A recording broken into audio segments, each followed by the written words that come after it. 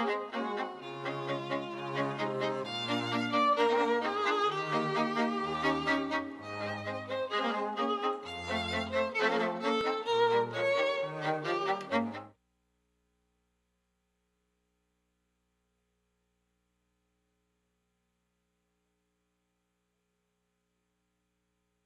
lot of thought every week. Okay. Is he counting, or I can start now? Do you see yourself? Yes, I do. Go for it. All right, so great. So welcome to the CERIAS Security Seminar Series. And today it's my great, it's my great pleasure to introduce myself. I am Dongyan Chu from the Computer Science Department. I am an assistant professor, and my research areas include computer malware defense investigations, virtualization technologies, and the application of virtualization technologies to system security problems and to virtual distributed computing problems on the internet and in the cyber infrastructure. So today I'm going to talk to you about some of the work that we've been doing in the recent month. Namely the OS-level taint analysis for malware investigation and defense. So this work is in collaboration with a lot of people. Some of them are recent graduates from Purdue, actually from CERIAS. First of all, Professor Shushan Zhang at George Mason University, and Professor Florian Buschholz at James Madison University, and Aaron Walters. So these are the guys who work with me and when they were graduate students at CERIAS. And also Dr. Yiming Wang from Microsoft Research, and of course Professor Spaff at Purdue. So this work is motivated by the problems with internet malware. So internet malware remains a top threat to our cyber infrastructure, to the internet, and to our computers. So malware is kind of a generic term because it kind of characterizes and it means a number of bad software, things that perform malicious things on your computer system. So this include computer viruses, computer worms, and spyware, for example, things that got secretly installed on your machine and do bad things or steal your personal information or steal your identity. And also, like in the recent past, we have seen the emergence of bots or botnet, meaning that the malicious software agents kind of organize themselves into a powerful network doing bad things in a collaborative way. And if you look at this report, this is actually a report released by Symantec, you will see the number of incidents of malware or viruses or worms in the past few years. So you will actually see an increase from the late 90s to the early 2000s.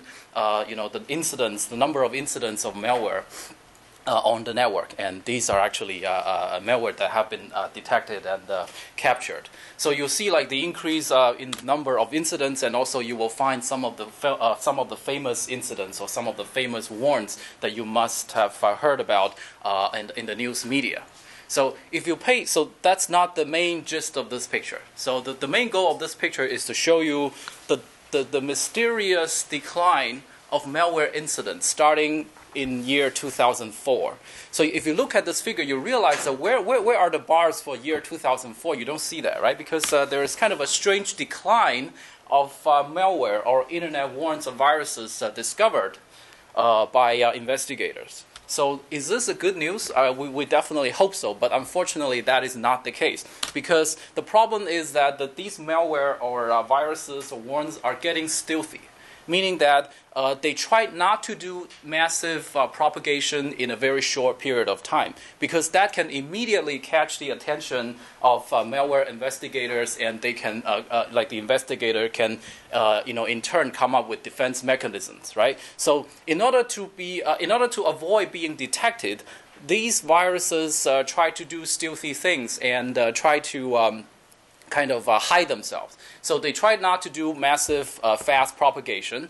Instead, they just kind of, in a very stealthy way, get into your system and lurk in the system for a sustained period of time. And during their residence in your system, they do all kinds of bad things, in the background in a very secret way. And they try not to be detected, and they try to be hiding from the existing intrusion detection system or the anti-virus software.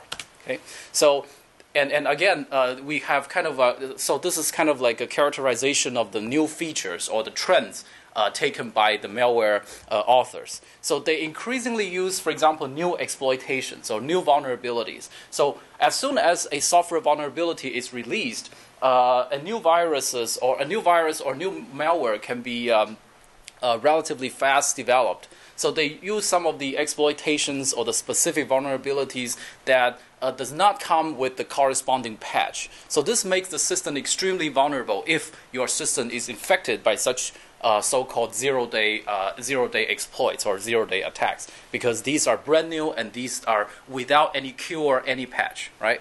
And the second strategy we have been noticing is that the warrants or the viruses are taking the slow and low approach, meaning that they just do their propagation in a very slow way. Like in the past few years, some of the warrants are able to infect all the vulnerable machines on the internet within seconds or minutes or hours.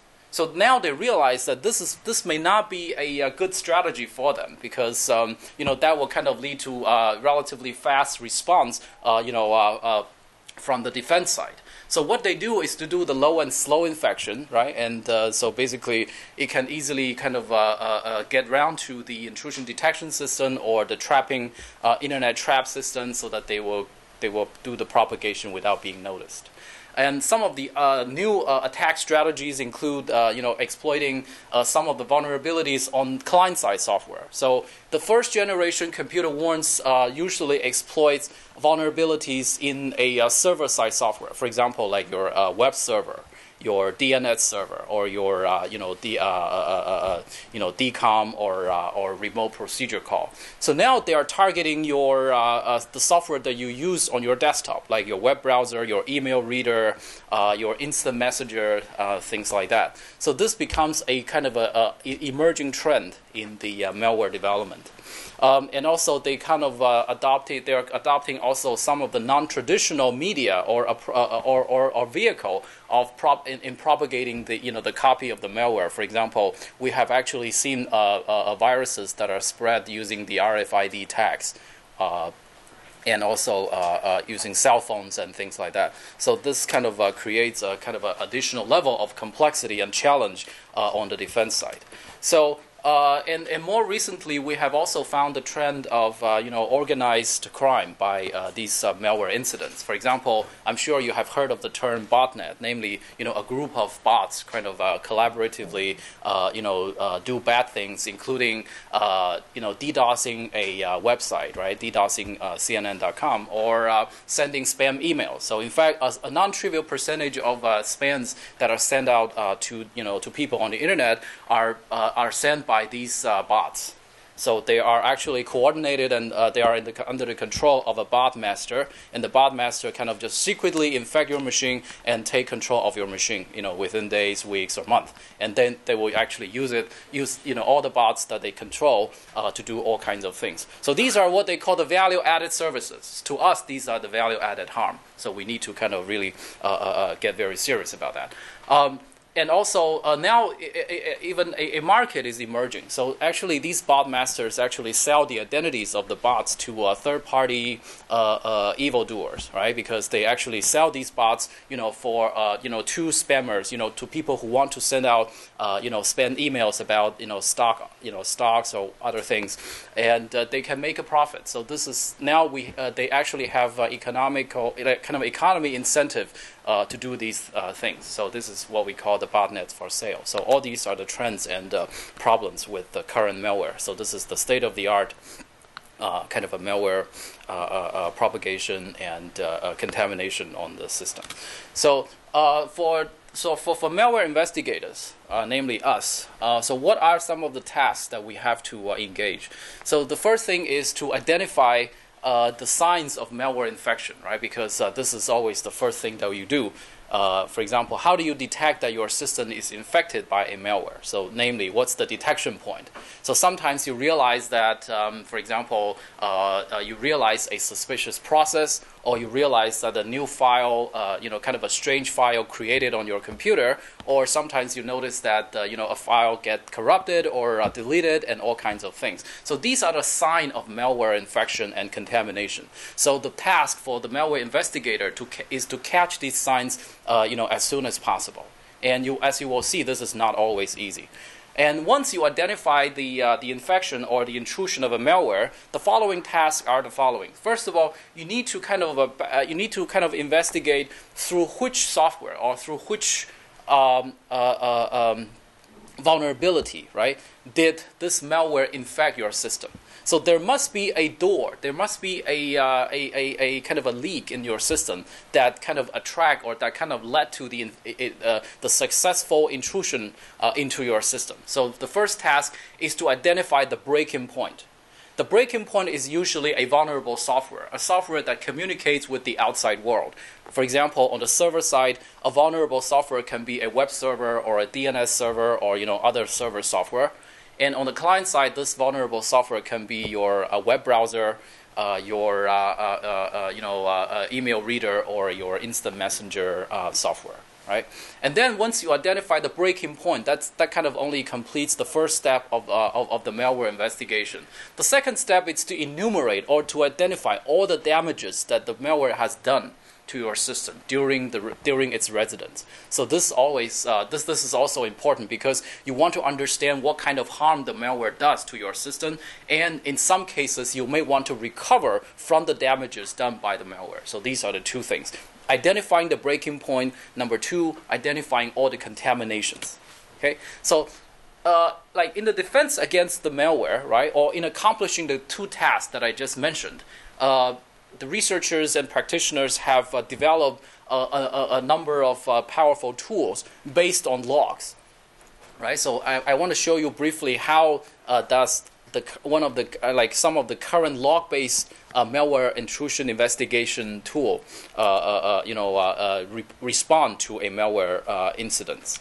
So let's take the internet worm, for example. Let's say this is a worm that targets the vulnerability of a specific version of a web server, right? So once compromising your web server, right, this worm, right, in this case, so that's the incidence of the malware, will create, for example, additional processes, right? For example, the most typical one being, like opening a shell. So this shell process can further spawn multiple processes. Some of the processes, like this netcat, will actually scan or look into your files. So this kind of can potentially lead to the unauthorized disclosure of file content of your machine. And also, it can modify or it can corrupt local files, right? I mean, by this shell process. And it can further spawn processes that will further download additional malware into your system. For example, this is how the malicious attacker install like backdoor or rootkit in your system, right? So these are the bad things done by this malware after entering your system. So it enters through the breaking point of the vulnerable HTTPD daemon, right? That's its breaking point. And after breaking into your system, it performs a number of things, right, in the steps. So the current log-based approach, the current log-based tool for malware defense, they actually record the steps or the system calls made by the malware or by the relevant processes, and they are able to reconstruct the bad things done by the malware once once the malware existence or once the presence of the malware is detected. So this relies on a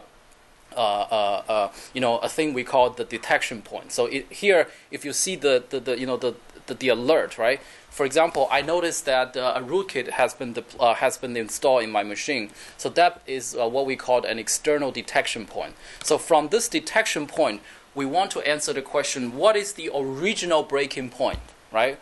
What's the vulnerability? What's the specific vulnerability of my system that ultimately led to the installation of this specific rootkit? So that's the first question.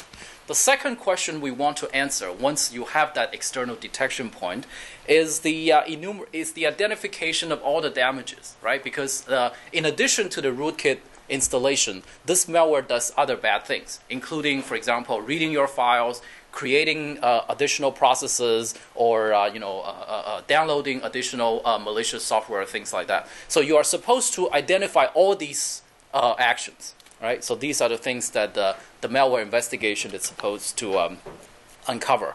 So let's take a look at how these two steps are done by the current log-based investigation tool.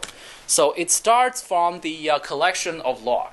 So by logging the system calls made by the malware or made by the malicious processes created by the malware, so you can actually see a whole bunch of actions, in the form of system calls, right, during the residence of this malware. For example, including the creation of new processes, the reading of files, the downloading of, the opening of a new socket, downloading additional malicious software, things like that. So every system call is logged, right? And these log entries are stored in a log file for, for future forensic investigation.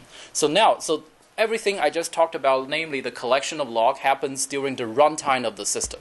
Right? And then at some point, so this some point could be like days or weeks or even months later, after the initial intrusion of the malware. So at that point, maybe as a user, I realized that I found this, kind of a weird file or this, malicious process running in my system. So that is considered the external detection point, because that one, that sign is noticed by me, the user, right?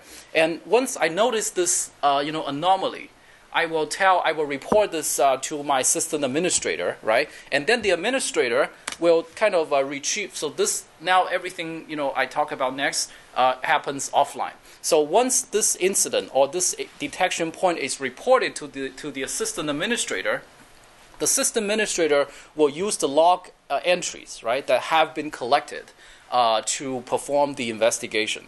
So the first step of the investigation is to retrieve all the previous log entries, right, from, in the past week, month, or even year, right? And then it would start a reconstruction process. So this reconstruction process starts from the detection point, right? It will start from the corresponding log entry that logs the action of installing this rootkit. And we will go all the way back to the original breaking point of this malware incident.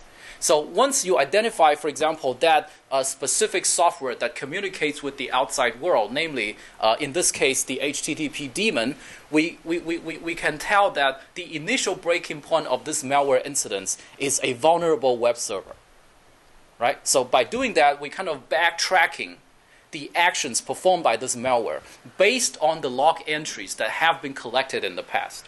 So you now notice that this backtracking process uses the entire log file as its input, right? It just grabbed the relevant log entries and put them in the right place and reconstruct the story, right? So now we complete the first step of a malware investigation procedure, and there is a second step. Namely, I need to identify all the other damages, because as you realize, these are not the only damages done by the malware, because it does something more, right?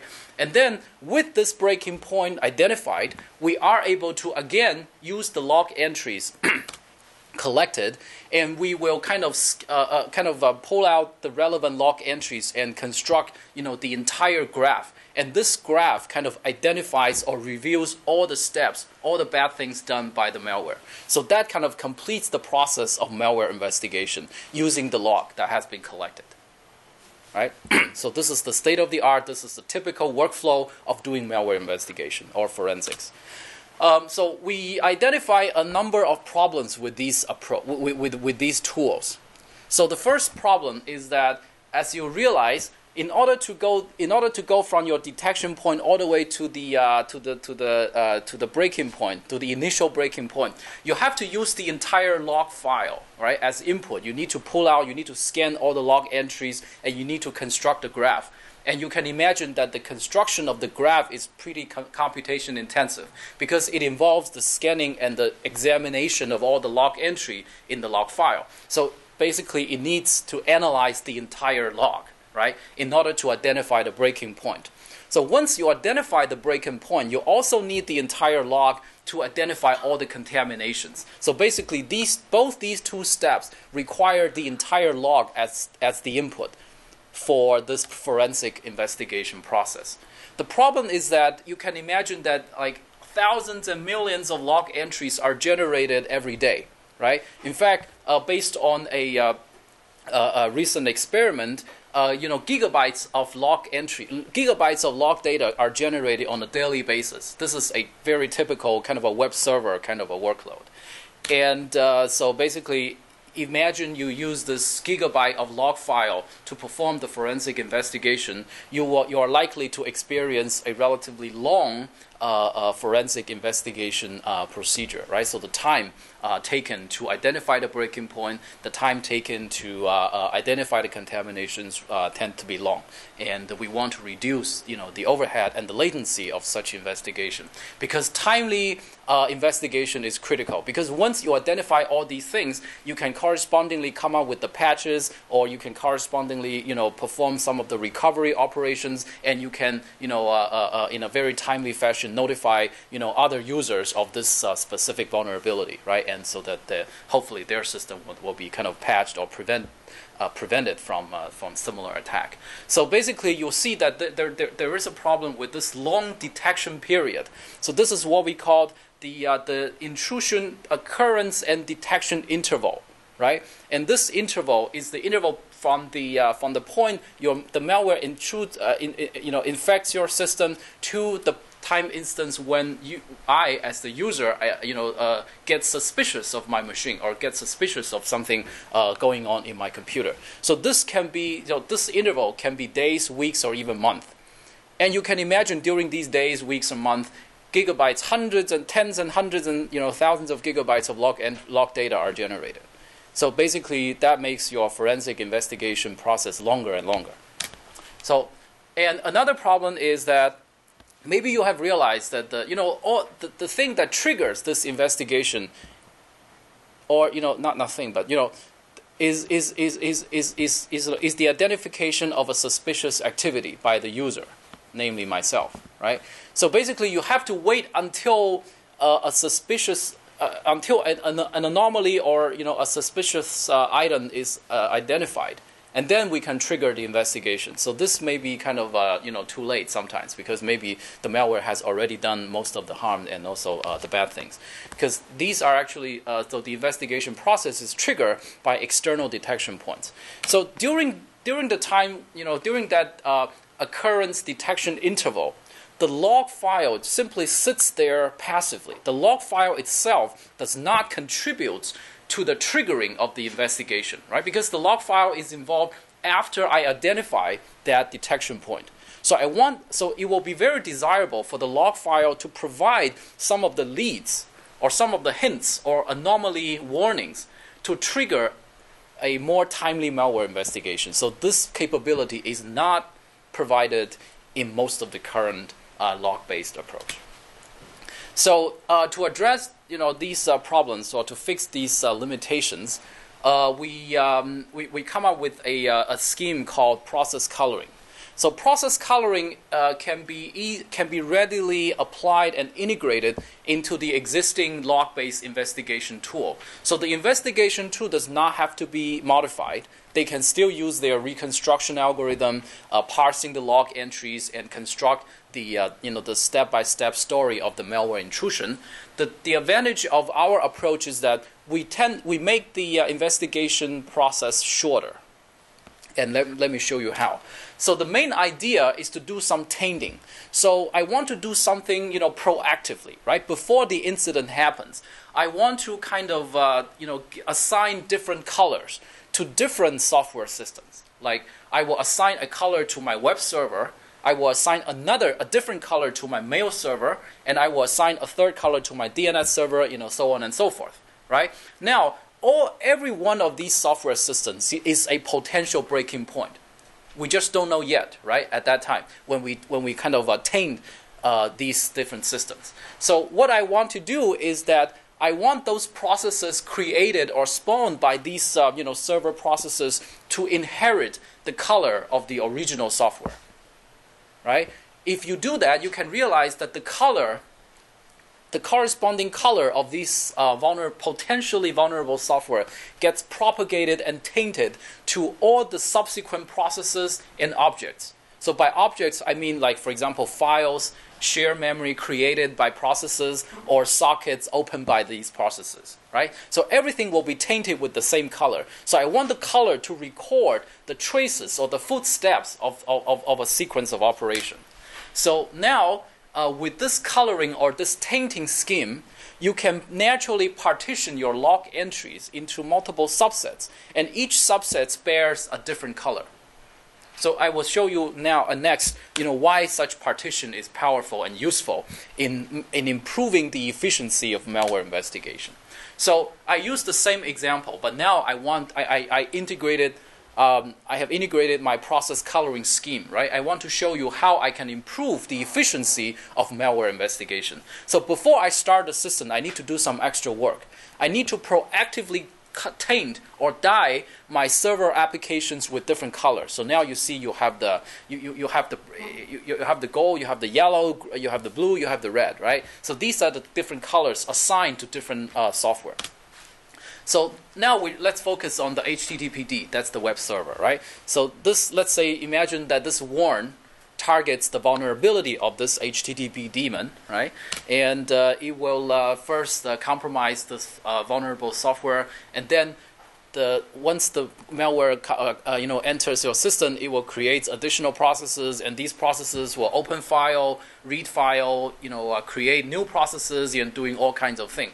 Now the key difference is the following: every step it takes, the colors, the red color follows the action of the malware. So that's the key difference. If you look at the traditional way malware investigation is done, such tainting does not exist.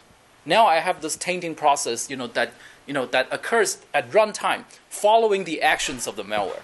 So maybe at this time I'm still not aware of this, the bad things going on in my computer. But at some point, if I realize that, for example, a rootkit has been installed, right? Let's say, again, let me show you the same scenario. Now, let's say I, as the user, notice that a rootkit has been installed. What do I do? Or what additional advantage I have? You can immediately check the color of the file, right? And then you can immediately tell that this is due to the vulnerable HTTP daemon. You can do that even without performing a log-based analysis because of my proactive tainting work. Right? Because now the rootkit file bears the red color. And we know that the red color must have been inherited somehow, transitively, from originally the HTTP daemon. That's one big advantage. The second benefit, now you realize that the log entries are partitioned into multiple subsets. Every subset has its own color. So in order to reconstruct the whole story, in order to reconstruct the whole episode, I no longer have to use the entire log as the input to my forensic investigation tool. I only use the subset that bears the red color. That's it, right? And you can use the same algorithm. You can use the same reconstruction algorithm as the algorithm used in the traditional tool. So that part we don't modify. That's why I'm saying that this technique can be readily integrated with the existing forensic analysis tools. So let me just show you a kind of a excerpt of the log that we captured in a virtual environment. So this is actually the log entries that correspond to a slapper worm intrusion. So you see log entries of different colors. Every entry records a system call, right? It's that simple. The only thing, the beautiful thing is that now they are naturally partitioned by their colors, right? So once you identify this this suspicious log entry, namely, you are not supposed to have suddenly have a shellcode, launch in your web server. So that's highly that's highly suspicious. So once you have that, you can immediately tell by the color of the corresponding log entry, and you know that this shellcode must have been introduced or caused initially by the HTTP. Yeah. Did you add the on the log file, did you add just a color, or was the HTTP already added, or was that already present in the log file, or did you add the tag of the HTTP? I add the tag to HTTP. So I do need to kind of record this additional information, right? For example, in your that didn't even have the sendmail or the HTTPD, it didn't have any of that. No, they do. Before you can use the system. So during the system initialization stage, we pre-color or we pre-taint, these different software, like SendMail, HTTPD, DNS, things like that, right? So this is great because you can safely ignore those blue entries without affecting the accuracy of your investigation result. Yeah. How would it be different than actually maybe taking the process number or maybe the actual name of the process? That's a great question. In fact, I have an answer to this question in my technical report. So basically, in short, we cannot use the process ID as the partitioning index because the process ID does not get inherited and propagated throughout the process creation and the and other process operations. If you look at, for example, the child process created by a parent process, does the child process inherit the process ID? It does not, right? It is assigned a completely independent process ID. So if you use the process ID, you lose the provenance, you lose the lineage of its origin. Yeah. So this is a separate fork that you're creating, or how's it actually implemented? You have to modify the operating system kernel. So for every system call, you need to add this tainting operation. Okay. That's why we call it the operating system level tainting. So in fact, this also show you a part of the investigation or the reconstructed episode of SLAPper1 infection, right? And you can see like the ovals are the processes, right, with the process numbers, and also you will see that, for example, now you see like there are two different IDs, right, 2568 and 2587. So if you only use the process ID, to do the partition, you will assume that 2568 and 2587 are not related, right? However, they are in this case because they are tainted with the same red color, and this is only part of the SLAPper1 intrusion steps. So a more complete description of the complete description of a SLAPper1 intrusion is shown in this figure. So it involves multiple things, including the spawning of a shell, and also creation of new files, and also the attack, and also the launching of the next the next round of infection and propagation. So these are the kind of the system level features, right, of process coloring. So process coloring is based on a very solid theoretical, a solid theory.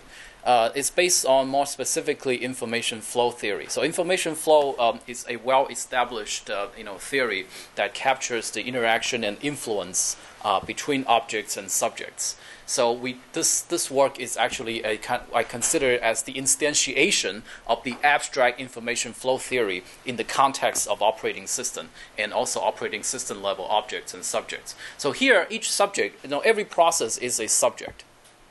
The subject is active, right? And each, like the file, directories, or sockets, shared memory, and these things are considered objects. So these are shared resources manipulated by the subjects, namely processes. So when the process perform an operation on an object, or a process perform an operation on another process, there are information flows that go between these subjects and objects. So the task is to capture them and preserve them in the log. So this is something that was not done in the traditional log-based tools. And also, I would like to point out that process label is the model defined in Florian's PhD thesis, and our work is an instantiation of the process labeling framework in the context of malware investigation. We also looking at the experimental platform, we have also been developing a virtualization-based platform for integrated malware capture, investigation, and defense. So for the detection and capture of malware, we have built a architecture called a honey farm. So a honey farm is nothing but a bunch of virtual machines waiting to be attacked by real-world malicious software, right? And then once you capture, for example, a specific incident, you are able to get a live copy of the bad thing, named like the viruses or the worms or other malware, and then you can do some further investigation. And then in the background, you want to redirect, you want to unleash, the malware that you capture. Then you kind of unleash it and you let it run and you observe what kind of bad things it does, right? And usually this is very dangerous and high risk because you don't want any negative impact, to be leaked to the real world. So that's why we have some, advanced techniques based on virtualization technology that achieve the strict confinement of all these negative impacts. So I call this the testing ground. I call these the malware testing ground, right? The testing ground has to be confined, and in the meantime, the testing ground has to have a high fidelity, because now the malwares are getting more and more smart. If they realize that they're running in a testing ground, they will stop doing the bad thing. So you need to kind of you need to come up with some advanced technique, to make them believe that they are running in a real and a malicious system. So once we have these, like the honey farm front end for the capture of malware and the back end to replay the malware, we come up with we come up with a bunch of defense and investigation mechanisms. So these are actually, this is just the kind of for advertising purpose. So we have done some other work, including the characterization of the behavior of malware. This work was reported in the Warren workshop this year. And also we tracked the contamination done by the malware. This is actually described in this talk today. And also we have some defense mechanism that will randomize the system runtime environment so that the malware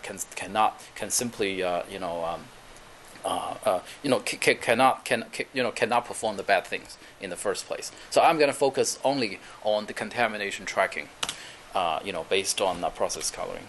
And all these are enabled by virtualization. And in a moment, I will show you why virtualization technology is important. So you realize that the key to the log-based investigation tool is the collection of log. Because once you have to, in the first place, you have to have trustworthy logs. If you don't trust your log entry, then it's kind of like garbage in, garbage out, right? You have to make sure that your log entries are trustworthy. However, this is very difficult to achieve if you don't do something extra. So just take a look at the regular way of collecting logs. Usually the logging module, is supported by the operating system, and it is running in the same system as the system that you are monitoring. So this creates a problem because, philosophically, if you want to monitor something, you're not supposed to be part of that something, right? You have to be somewhere outside. However, most of the current monitoring logging mechanism resides within the system that it is monitoring. So that creates a problem. Because once the system gets compromised, you can no longer trust the log collection mechanism, and correspondingly, you cannot trust the log entries. And then all bets are off, right? Garbage in, garbage out. And let me show, what time is it? It's 7. 7. I have, okay. About 15 minutes. All right, so let me just quickly show you this figure shows the current implementation of a system called logging mechanism, how it is implemented in most of the current software system. So I want to just quickly show you how system call is made, right? You have the system call dispatcher in the operating system. Depending on the ID of the system call, it gets dispatched to different code in the operating system kernel, and then once the results are generated, it will get back to the dispatcher and get back to the user space. This is how system call is performed. And in order to record the system call and its corresponding action, this is the standard, quote-unquote, state-of-the-art implementation. You just insert that logging mechanism between the dispatcher and the actual operation, the actual execution of the system call, right? So once you have that, you can, intercept the call, and then the system call will just, the system call path, the execution path, will have to go through this logging mechanism because everything has to be logged. The problem is that this can easily be bypassed. And there have been reports that show that it can be, such kind of system call interception mechanism can easily be either bypassed or fooled. and this can be done even without compromising the kernel space. You can, in some cases, well, not all, you can even do that in the user space. So that makes your logs untrustworthy, right? So we take a completely different approach. You recall the figure that I just showed you, the way log entries are collected, and take a look at this one. So instead of doing the logging in the system, I do the system call interception and logging and the storage of logging outside the system I'm monitoring. So how do you achieve that? You have to let so now, of course, the thing is that this is enabled by this virtual machine technology. So instead of running your software in a real physical machine, I run it in a virtual machine, right? Virtual machine is a all software-based entity. So basically, you can create multiple virtual machines on top of the same physical machine. So the advantage of virtualization is that it gives you the opportunity to monitor these these virtual machines from outside the virtual machine. So you can see that the interception of system call happens on what we call the system virtualization path, right? And the system virtualization path is completely independent of the virtual machine that is being supported, right? Once you intercept the system call, you generate the log entry, and you don't store that log entry in the system that you are monitoring, right? That's a bad choice. Instead, you push the log entry to somewhere else. You push it to somewhere that is more trusted. In this case, it will be stored in the host domain, in that physical host domain. Of course, here we are making the assumption that the virtual machine achieves strict or high confinement. Namely, you cannot influence things that are outside the virtual machine from inside. Everything happens inside the virtual machine will be strictly confined within the virtual machine. So if you accept that assumption, then this will give you a more tamper-resistant logging mechanism. I cannot say 100% tamper-resistant, but it is definitely more tamper-resistant than the previous approach that I showed. Yeah. You have to have a look or some kind of I/O interface to look into that virtual machine. That's right. That's right. So that. Wouldn't that be effective for the bad guys to No, because actually, once you're on the system virtualization path, the bad guys are not aware. So the bad guys are not supposed to be aware of this virtualization. Of course, I think that's a good point because so in that case, you do have to pay extra attention to the implementation of this system virtualization path to make sure that the bad guys inside the virtual machine will have no influence on the system virtualization path, or more specifically, on the implementation or data structure of the system virtualization path. Anyway, so we have done some experiments using real-world warrants. So some of the warrants are the ones we capture using our honey farm. So we just capture them from the real world, and some of them, we actually also synthesize, our own malware because we realized that some of the warrants, some of the real-world warrants are simply not malicious enough. So you want to push the envelope and and also to come up with the most unfavorable condition to test the effectiveness of the malware investigation technique.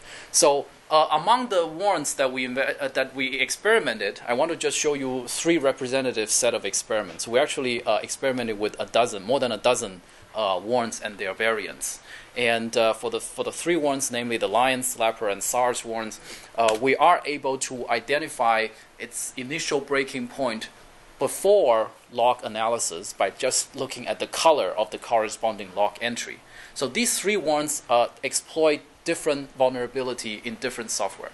Lion warrant exploits the DNS server vulnerability. The slapper one exploits the web server vulnerability, and the SARS one exploits the Samba server vulnerability. So you need to identify the specific software. Then, for example, the malware investigator will go and fix or patch these respective software systems, right? And another advantage is that you will see that the percentage of log entries that I need to investigate in order to reconstruct the episode is significantly reduced. So the best performing case is the SARS one. So I only have to process 12%, slightly more than 12% of all the log entry. I was able to reconstruct, how SARS-1 infect my system, how SARS-1, install backdoors and everything, by checking those 12% of the log entries with the specific color, because I can safely discard log entries bearing other colors. So I want to, of course, by now I have shown the main features or the main effect, some of the experiments demonstrating the effectiveness of process coloring or tainting. I want to kind of flip the coin, and also I want to kind of show you the other side of the technique, namely its limitations, right?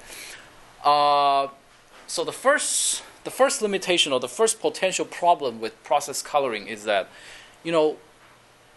because everything now so depend on the color, right, or the tainting information. So what happens if the malware gets even smarter? Once it gets into my system, it will try to contact, different software, and so that it will get multiple colors. So when a bad thing happens, you look at the log entry, you realize that that single entry has not one but 2, 3, or 4 colors. Then you can no longer tell which one is the real breaking point, right? So that's bad. But if you think about if you think about this scenario, I was actually encouraged, because that actually gives you a additional level of anomaly detection. The thing is that if you see a log entry with multiple colors, which we call color mixing, if you see a log entry that shows this color mixing phenomena, that one, that color mixing itself is an anomaly that deserves further investigation. Because if you look at the server environment, if you, for example, for the industry infrastructure where they consolidate all the server software in one physical machine, like the web server, mail server, or whatever, I mean, they are supposed to run independently. They are running in the same system simply because of cost cutting or consolidation. So they are not supposed to talk to each other. If you see a log entry with multiple colors, that indicates that this log entry or that corresponding process is influenced by multiple applications. So that is not normal. So that gives you a hint or a lead, right? To look, to explore or to investigate further. So this is what I called a anomaly detection point. And if you recall, I mentioned that one of the problems with the existing tool is that it relies on an external detection point to trigger the malware investigation. Now, if you have this color mixing phenomena, the color mixing, it will give you more timely triggering of malware investigation, because once your system has a log entry with multiple colors, you can immediately raise an alarm saying that this is not normal.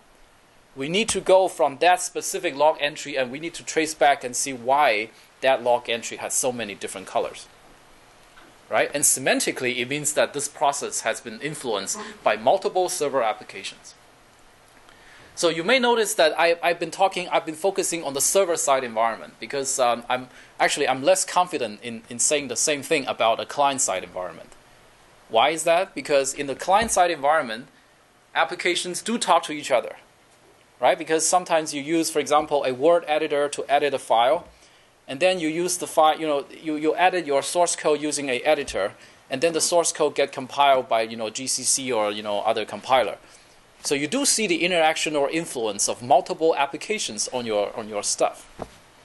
And these are actually legal. So that's a problem. So in fact, the client-side color mixing does create some additional complexity, in uniquely identify the root cause of your malware intrusion. So the second weakness is that we kind of assume in this approach that the operating system kernel has integrity, because the operating system kernel actually performs the tainting, right? As I said, if the tainting mechanism is not trusted, then all bets are off. So in this work, we kind of assume that the tainting mechanism, which is performed by the operating system itself, is trusted, right? That is, I have to admit that this is an assumption. Right? And in many cases, this assumption simply does not hold, because we also know that there are many incidents of kernel level malware infection and malware attack, like the kernel level rootkit, which is considered one of the most malicious, most stealthy, and the most difficult one to detect and to defend against. Right? So so basically this approach does have the limitation. If, for example, if the kernel level integrity cannot be guaranteed, then all bets are off. All the tainting mechanism, the tainted log entries are not trusted. Right? Fortunately, there have been some parallel works that address the integrity of kernel level mechanism. Right?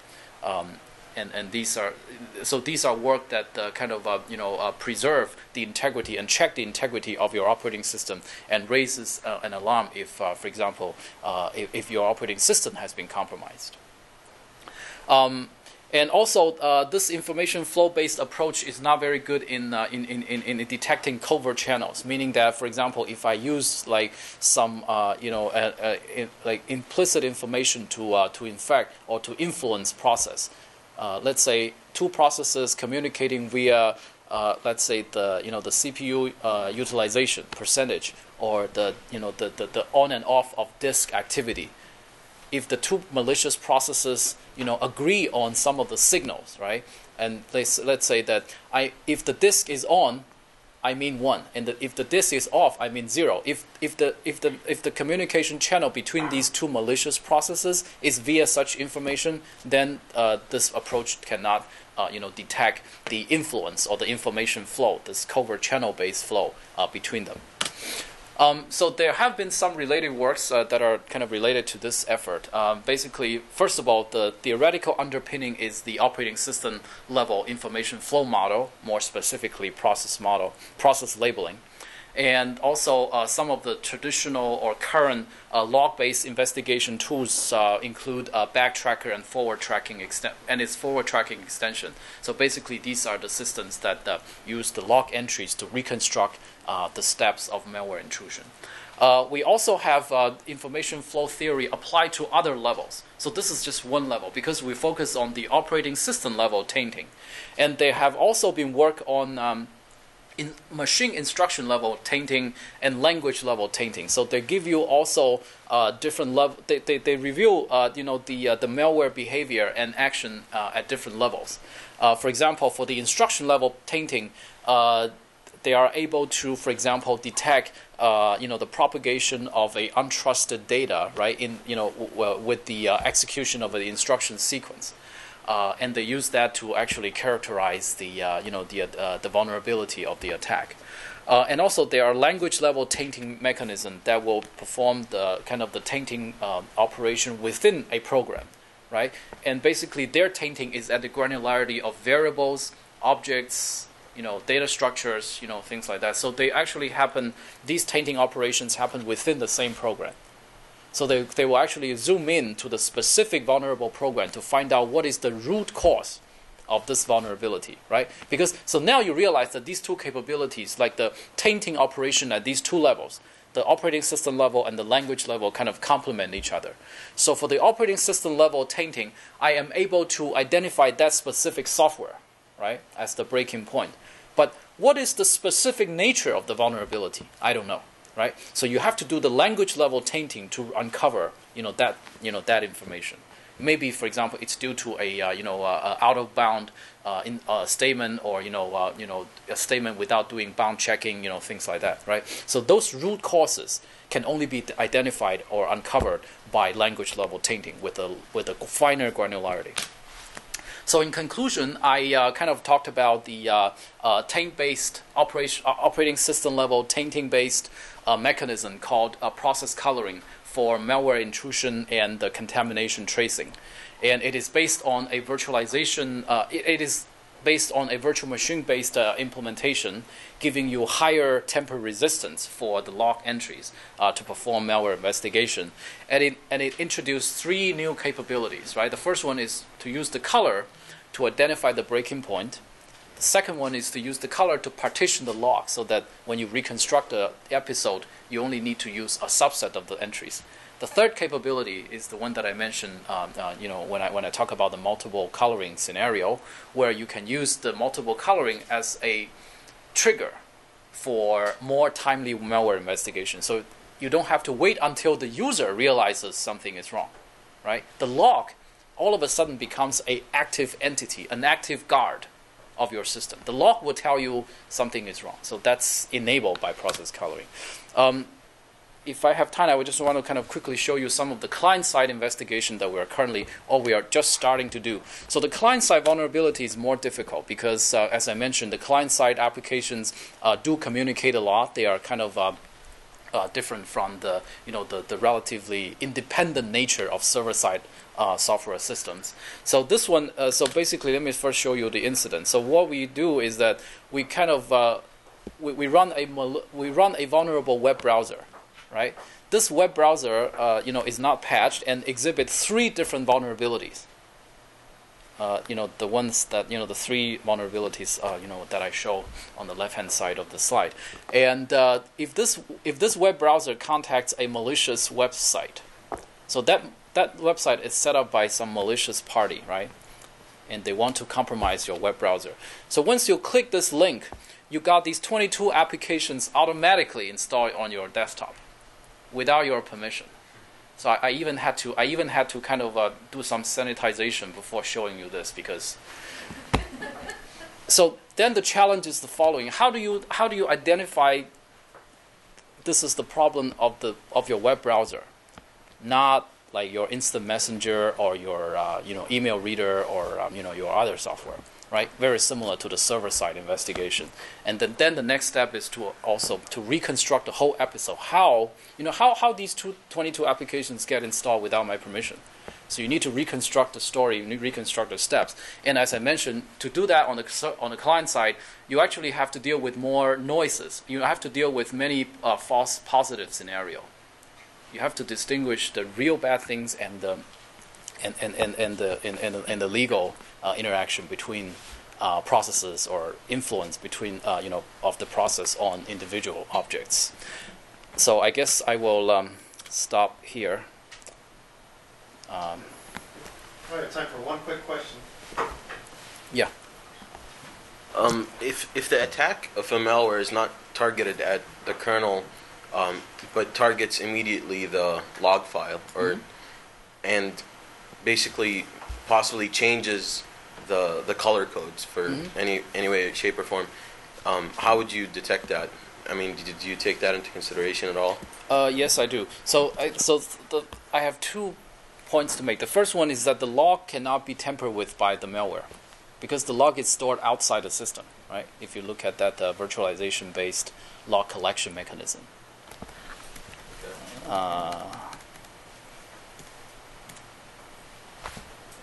So the log is not even in the virtual machine. The log is outside the virtual machine, and current virtualization technology enables a strict confinement of the virtual machine, meaning that if you are within the VM, you cannot touch things that are outside of VM. My second point is that the tainting mechanism, I mean the coloring operations themselves, are assumed to be trusted. I do assume that the operating system has the integrity of doing the tainting operation. But that assumption does not always hold, unfortunately. So that's the limitation of this approach. Thank you. All right.